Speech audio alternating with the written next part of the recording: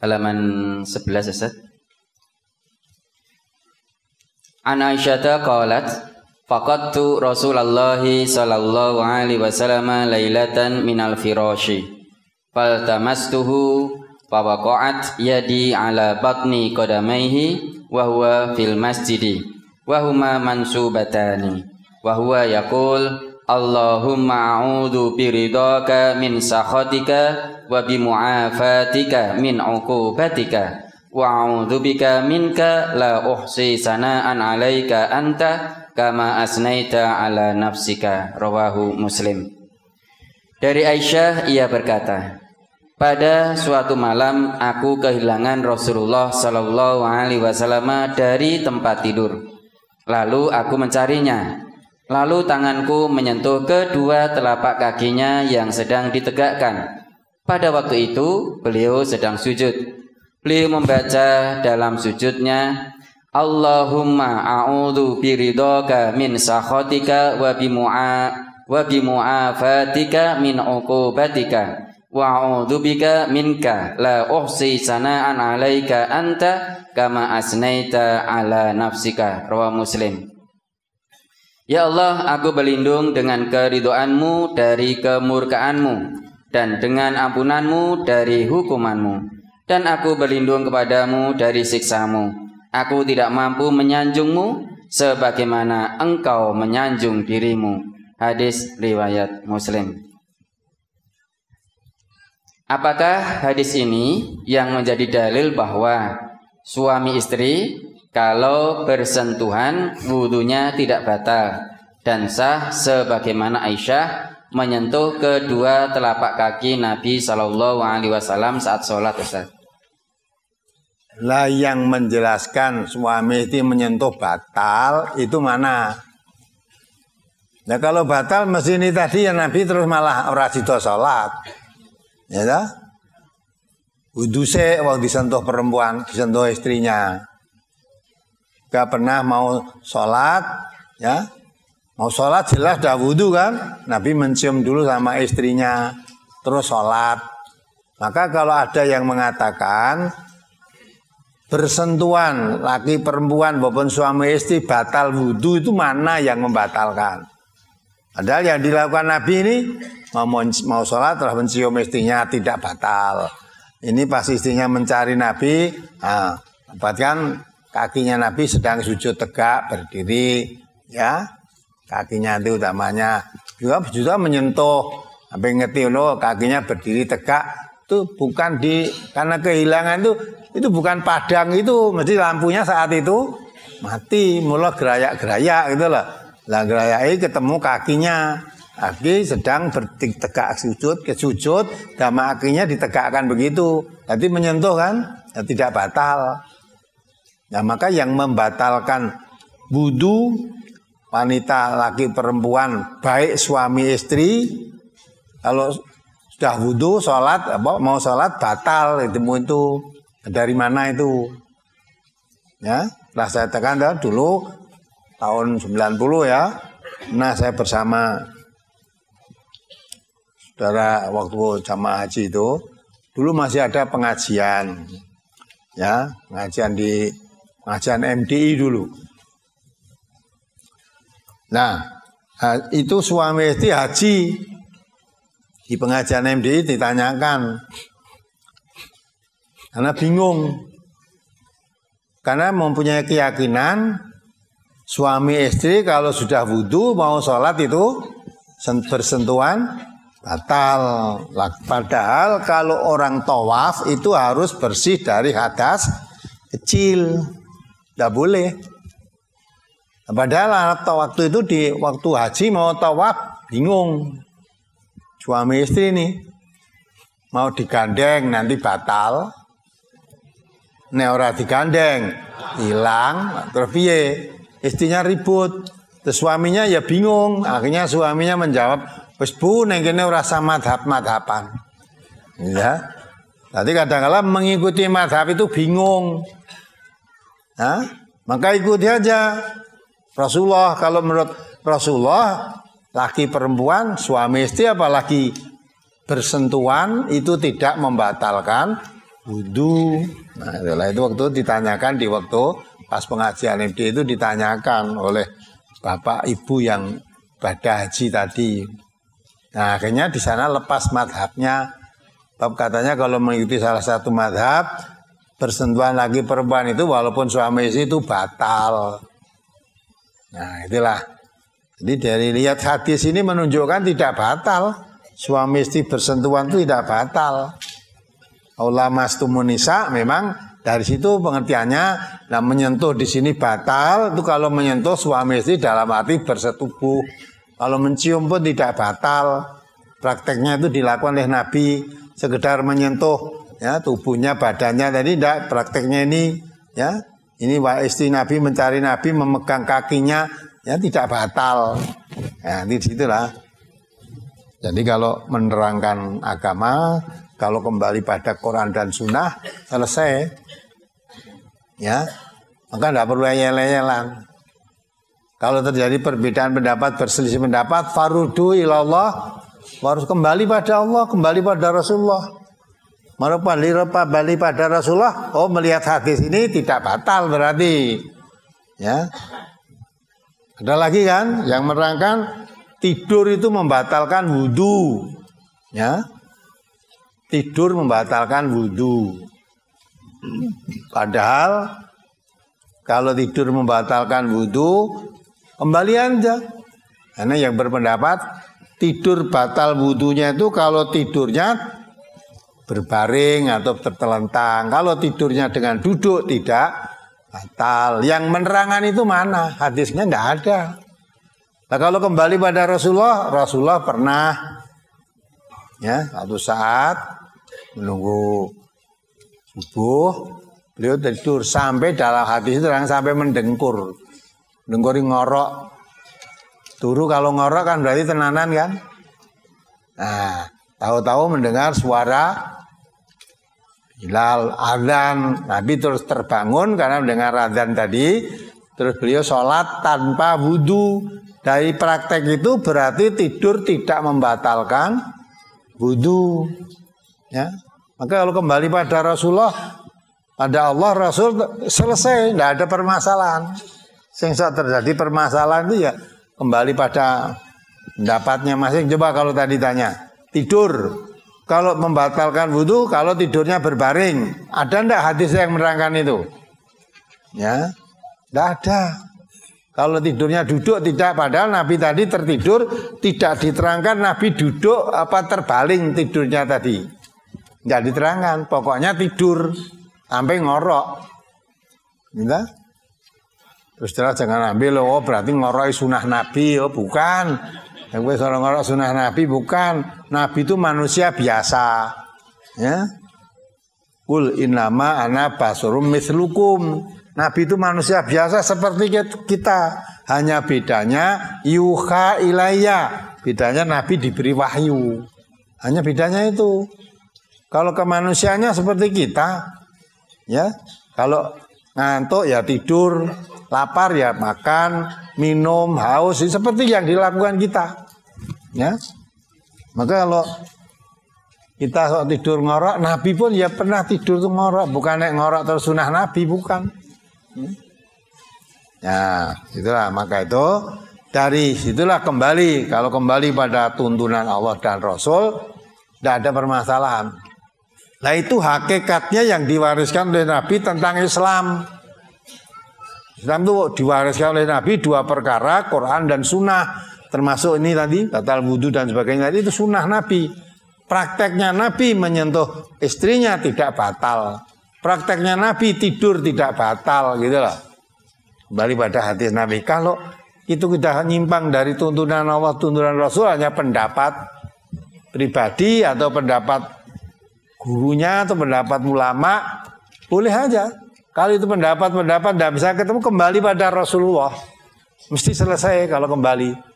Maka fa in tanaza'tum fi shay'in faruddu ila Allah wa rasulihi in kuntum tu'minuna billah. Syarat kamu kembali pada Allah dan Rasul kalau kamu beriman pada Allah.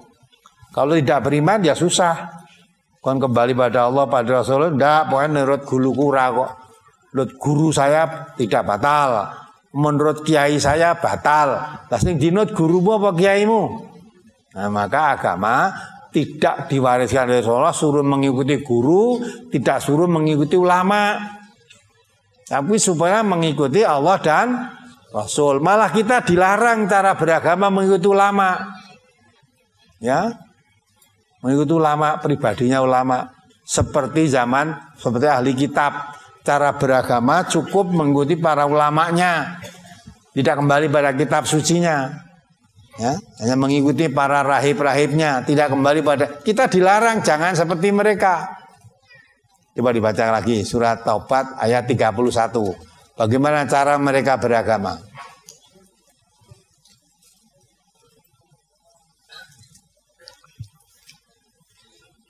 Surat At-Taubah surat ke-9 ayat 31.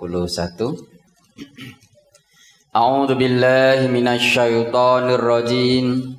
Ittakhadhu ahbarahum wa ruhbanahum arbaban min dunillahi wal masih ibn Maryam wa ma umiru illa liya'budu ilaha wahida la ilaha illahu subhanahu amma yusyrikun. Mereka menjadikan orang-orang alimnya dan rahib-rahib mereka sebagai Tuhan selain Allah. Ya, inilah orang-orang alim itu ulama. Ulama itu maksudnya orang-orang alim. Mereka orang ahli kitab, cara beragama itu mengikuti ulama-ulama mereka dan mengikuti pendeta-pendeta mereka. Terus? Dan juga mereka mempertuhankan Al-Masih putra Maryam. Ya. Padahal mereka hanya disuruh menyembah Tuhan yang Maha Esa.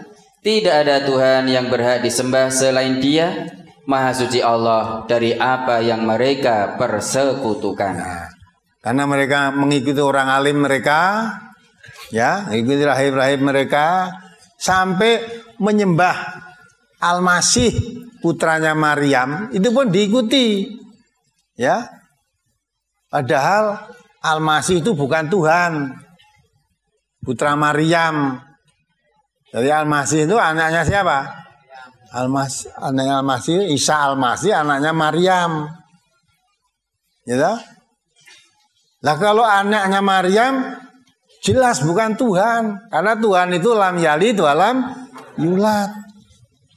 Nah Tuhan dua ibu itu jelas bukan Tuhan itu. Tapi orang alim-alimnya mengajarkan tuh, nah, apa yang diperintahkan orang alim seolah-olah itu agama, diikuti. Apa yang diperintahkan oleh pendetanya itu seolah-olah itu agama. Sampai menyembah Al-Masih putra Maryam pun dijalani. Padahal Al-Masih sendiri dalam Al-Quran terangkan mengatakan pada umatnya, beliau mengatakan Rabbi wa Rabbukumullah. Tuhanku dan Tuhanmu itu Allah, sama. Kamu dan saya bertuhan Allah. Kamu dan saya wajib menyembah kepada Allah. Tidak boleh menyembah kepada Isa, itu nggak boleh. Tapi orang-orang alimnya mengajarkan menyembah Al-Masih putra Maryam tadi. Nah, terus ada notnya itu dibaca. Mereka menjadikan orang-orang alimnya dan rahib-rahib mereka sebagai Tuhan selain Allah. Maksudnya mereka mematuhi ajaran-ajaran orang-orang alim dan rahib-rahib mereka dengan membabi buta. Biarpun orang-orang alim dan rahib-rahib itu menyuruh membuat maksiat atau mengharamkan yang halal. Ya. Orang alim mereka menyuruh membuat maksiat, suruh menyembah Al-Masih putra Maryam supaya disembah, maksiatnya itu dituruti. Karena mengikuti orang alim, ulama-ulamanya. Lah orang Islam cara beragama semacam itu dilarang. Coba dibaca surat Al-Hadid ayat 16 lagi. Ya ringat. Jadi cara beragama jangan melu ulama, dilarang oleh Allah. Kalau malah hanya mengikuti ulama seperti ini orang ahli kitab, mengikuti orang alimnya, ulama-ulamanya akhirnya tersesat. Nah, ajaran ulama-ulamanya itu bertentangan dengan kitab sucinya. Karena itu dia disuruh oleh ulamanya diturut walaupun bertentangan dengan kitab sucinya. Orang Islam dilarang cara beragama seperti itu. Kalau kamu mengaku dirimu orang Islam, beragama boleh, ngaji pada ulama boleh, ngaji pada ustadz boleh, ngaji pada kiai boleh. Tetapi kalau yang diajarkan itu agama Islam, tidak nurut apa yang dikatakan ulama, tidak nurut apa yang dikatakan kiai, tidak nurut apa yang dikatakan ustadz, kalau memang tidak dasari dari Islam itu sendiri. Lah Islam yang diwariskan Rasulullah hanya dua sumbernya, yaitu Quran dan Sunnah. Maka kalau kita mengkaji pada ustadz, mengkaji pada kiai, mengkaji pada ulama, harus ditunjukkan sumbernya. Kalau Quran surat apa, ayat berapa. Kalau hadis riwayatnya siapa, harus begitu. Kalau itu hanya pendapat ustadz, nggak boleh dipakai. Nah, dibaca itu. Surat Al-Hadid, surat ke-57 ayat 16. Alam ya'ni lilladzina amanu an takhsha'a qulubuhum li dzikrillahi wa ma nazala minal haqqi wa la yakunu kalladzina utul kitab min qablu fatala 'alaihimul amadu faqasat qulubuhum wa katsirum minhum fasiqun. Belumkah datang waktunya bagi orang-orang yang beriman untuk tunduk hati mereka mengingat Allah dan kepada kebenaran yang telah turun kepada mereka. Nah, itu ya. Perhatikan nih, alam yakni lilladzina amanu antasya'a qulubuhum li dzikrillah. Ya, apa belum tiba saatnya orang yang mengaku dirinya beriman? Orang yang mengaku dirinya beriman, termasuk kita. Kalau kita mengatakan saya beriman, sudah saatnya belum? Hatimu mau tunduk, patuh, ya, untuk mengingat Allah dan mengikuti kebenaran yang diturunkan oleh Allah. Wa man nazala minal haq. Yang diturunkan oleh Allah apa? Al-Quran. Nah, kalau kamu mengatakan saya beriman, sudah saatnya belum? Hatimu tunduk patuh mengikuti kebenaran Al-Quran. Itu ditanya kita. Maksudnya kalau ayat itu dibaca sekarang, seolah baru turun sekarang, menanya pada kita, hei kamu yang beriman, sudah saatnya belum? Hatimu tunduk patuh mengingat kebesaran Allah, ya, dengan mengikuti apa yang diturunkan oleh Allah, yaitu Al-Quran. Sudah saatnya belum? Itulah baru turun sekarang ayat itu kalau dibaca. Ya, setelah ditanya begitu, Allah mengingatkan. Ayat berikutnya artinya terus wala yakunu, dan janganlah mereka seperti orang-orang yang sebelumnya telah diturunkan Alkitab kepadanya. Kemudian berlalulah masa yang panjang atas mereka, lalu hati mereka menjadi keras, dan kebanyakan di antara mereka adalah orang-orang yang fasik. Ya, tadi ditanya belum saatnya. Hatimu tunduk patuh dipimpin dengan Al-Quran. Lanjutnya ditunjukkan larangan. Wala yakunu kalladzina utul kitaba min qabl. Kalian orang-orang yang mengaku beriman itu jangan berkeadaan seperti orang-orang yang telah diberikan kitab sebelum Al-Quran. Mengapa mereka tidak boleh diikuti? Itu diterangkan. Fatala alaihimul amadu faqasat qulubuhum. Mereka sudah terlalu lama pisah. Masa yang sangat panjang, maksudnya masa yang lama. Ya, berpisah dengan kitab sucinya. Karena cara beragama hanya mengikuti ulama-ulama dan pendeta-pendetanya. Lah orang Islam ya akan sama. Kalau cara beragamamu hanya mengikuti ulama, mengikuti kiai, mengikuti ustadz, tanpa ditunjukkan kebenaran dari Al-Quran maupun Sunnah, ya, apa yang dikatakan ustadz seolah-olah itu agama. Apa yang dikatakan oleh kiainya seolah itu agama. Padahal Rasulullah mewariskan agama itu hanya Quran dan Sunnah. Maka kalau kita mengkaji Islam kepada ustadz boleh, pada kiai boleh, pada ulama boleh. Tapi kalau menerangkan agama harus ditunjukkan dalilnya. Seperti tadi yang baru saja saudara tanyakan tadi, ya, dan agama. Menyentuh perempuan itu kalau sudah batal, laki perempuan bersentuhan batal apa tidak kalau sudah wudu. Ya. Ulama satu mengatakan batal, kiai mengatakan batal, ustadznya batal kalau apa itu ada syahwat. Ya. Kalau menyentuh biasa tidak batal. Nah itu dasarnya mana itu semua? Nah, tidur membatalkan wudhu apa tidak? Tanyakan ulama, oh tidur batal, alasannya hilang ingatan. Ya enggak? Ya enggak? Teguhan kiai batal enggak tidur? Batal kalau tidurnya dengan berbaring. Kalau tidurnya duduk tidak batal. Tekan ustadz beda meneh. Ustadznya menerangkan tidur batalkan dua apa tidak? Batal kalau sampai ngiler. Nah, umpamanya gitu loh ya toh. Semua itu harus pakai dasar. Nah, karena tidak ada dasarnya semua kembali pada Allah, kembali pada Rasul. Itu namanya berselisih, kembalikan pada Rasulullah. Ternyata pada Rasulullah pernah Rasulullah mencium istrinya mau sholat, tidak wudhu lagi terus sholat. Berarti kan tidak batal lah. Pernah Rasulullah tidur, kemudian mendengar muadzin mulai adzan, Rasulullah terbangun terus sholat tanpa wudhu lagi. Berarti tidur tidak membatalkan wudhu. Itu bukti-bukti yang dilakukan Rasulullah. Nah, maka kalau kembali pada tuntunan Allah dan Rasulnya jelas, wes. Rasa tidak tidur. Nah itu Nabi kan tidak dijelaskan. Tidurnya Nabi tadi bagaimana? Lah justru dia dijelaskan itu menunjukkan bahwa tidur tidak membatalkan wudhu. Entah kamu tidurmu berbaring, apa tidurmu duduk, apa tidurmu ya, enggak. Dengan cara bagaimana lah? Bang bapak-bapak kadang-kala kita duduk ya tidur kok. Nah, yang ngaji ada yang tidur enggak? Nah, ngaji ada yang tidur ya, kita duduk. Nah, kalau itu batal, yang menerangkan mana? Yang menerangkan batal mana? Ya itu dah. Maka kalau kembali pada ajaran Islam selesai. Karena Islam sudah komplit. Komplit itu.